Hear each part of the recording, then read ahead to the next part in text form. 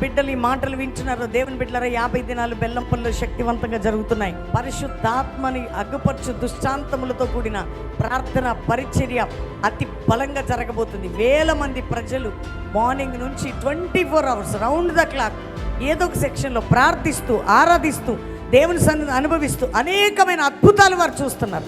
శక్తికి మించిన గొప్ప పరిచర్య, శక్తికి మించిన ఆశీర్వాదం, శక్తికి మించిన బలం, శక్తికి మించిన అభిషేకం, శక్తికి మించిన కృప కుమ్మరించబట్టకు 50 దినాలు ప్రభు నిన్ను పిలుస్తున్నాడు.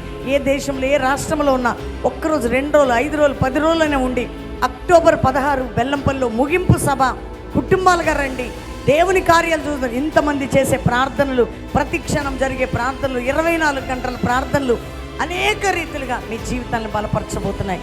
50 దినములు దేవుడు దర్శించే స్థలం ఇది. దేవుడు నీ జీవితాన్ని సిద్ధపరుస్తుండగా ప్రతి ఒక్కరి కుటుంబంగా రండి. దేవుడు మిమ్మల్ని నడిపించి